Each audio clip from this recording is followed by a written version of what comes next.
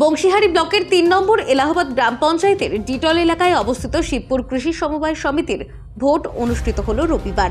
প্রায় এক দশক পর আবারও এই সমবায়ে ভোট গ্রহণ হলো, যা ঘিরে ডিটল এলাকায় উৎসাহ ও উত্তেজনার পরিবেশ দেখা যায়। এই সমবায়ে মোট ৬টি আসন রয়েছে। প্রতিটি আসনে প্রার্থী দিয়েছেন ৩টি প্রধান রাজনৈতিক দল, সিপিএম, বিজেপি ও তৃণমূল কংগ্রেস। সকাল 10টা থেকে দুপুর 2টো পর্যন্ত শান্তিপূর্ণভাবে ভোট গ্রহণ চলে। অপ্রীতিকর ঘটনা এড়াতে বংশীহারি থানার তরফে এলাকা জুড়ে কড়া পুলিশি নিরাপত্তার ব্যবস্থা করা হয়। ভোট শেষে শুরু হয় গণনা প্রক্রিয়া। গত 10 বছর আগে এই সমবায় সিপিএম এর দখলে ছিল। রবিবার ভোট গণনা শেষ হতেই 6টি আসনে জয়লাভ করে তৃণমূল কংগ্রেস।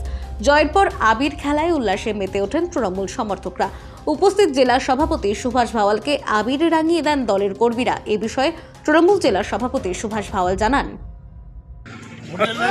সমস্ত প্রতিক্রিয়াশীল চক্র বামফ্রন্ট বিজেপিকে পরাস্ত করে তৃণমূলের 6টা প্রার্থী জয়লাভ করেছে। আমি ধন্যবাদ জানাই এই এলাকার ভোটার, এই সমিতির ভোটার এবং আমাদের যারা অঞ্চল এবং পৌরসভার যারা নেতৃত্ব ছিল। এই সমবেত প্রচেষ্টার ফলে আমরা আজকে সমস্ত শক্তিকে পরাজিত করে 6 সিট জিতলাম।